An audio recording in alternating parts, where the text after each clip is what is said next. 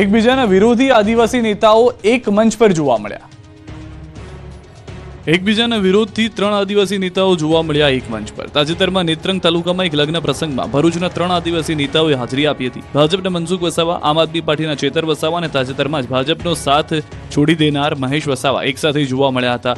એક મંચ પર એક જ લાઇનમાં ત્રણે બેઠા હતા. આ ઘટનામાં રાજકીય દ્રષ્ટિએ રસપ્રદ બની, કારણ કે ત્રણેય અલગ અલગ રાજકીય પક્ષોને પ્રતિનિધિત્વ કરે છે, છતાં એક જ સામાજિક પ્રસંગે હાજરી એકતાનું ઉત્તમ ઉદાહરણ પૂરું પાડ્યું. ચર્ચાઓ પણ તેજ બની છે કે ભલે રાજકીય મંચ પર વિખૂટા હોય, પરંતુ સામાજિક અને સામૂહિક પ્રસંગમાં એક છે.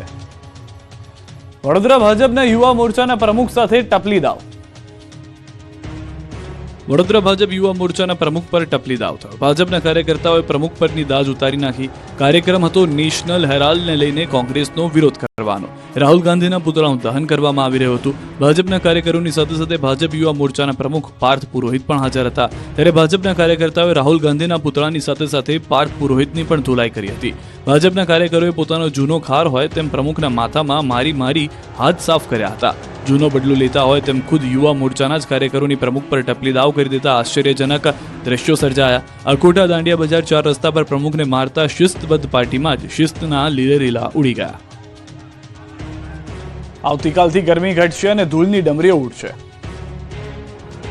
ગુજરાતીઓને આવતીકાલથી ગરમીથી છુટકારો મળશે. રાજ્યભરમાં કાળઝાળ ગરમી પડી રહી છે. 44 ડિગ્રીના ટોર્ચરથી લોકો પરસેવે રેપઝેપ થઈ ગયા છે. ત્યારે આગામી 2 દિવસ હવે ગરમીથી રાહત મળશે. હવામાન વિભાગે આગાહી કરી છે કે 2 દિવસ ગરમીનો પ્રકોપ ઘટશે. 2 દિવસ બાદ તાપમાન 2 થી 3 ડિગ્રી ઘટશે. ત્યારબાદ ફરી તાપમાનમાં 2 થી 3 ડિગ્રી વધારો થશે. બીજી તરફ ગરમી ઘટશે તો ધૂળની ડમરીઓ ઉડશે.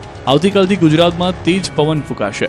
કેટલાક વિસ્તારોમાં ધૂળની ડમરીઓ ઉડવાની આગાહી કરી છે. આવતીકાલથી 2 દિવસ ધૂળની ડમરીઓ ઉડશે. દક્ષિણ ગુજરાત સિવાય રાજ્યના તમામ જિલ્લાઓમાં તેજ પવન ફૂંકાશે. વાતાવરણમાં ધૂળ જ ધૂળ જોવા મળશે, જેને લઈને 19 એપ્રિલે માછીમારોને દરિયો ન ખેડવા સૂચના આપી છે. વેસ્ટર્ન ડિસ્ટર્બન્સના કારણે વાતાવરણ બદલાશે. સિંહોના ગઢ ધારીના અંબરડીમાં ભીષણ આગથી નાસભાગ. સિંહ સહિતના વન્ય પ્રાણીના ગઢ કહેવાતા ધારીના અંબરડી ગામ નજીક જંગલ ભડકે વળ્યું. જંગલમાં કોઈ કારણોસર આગ લાગતા નાસભાગ મચી ગઈ. રેવન્યુ અને જંગલ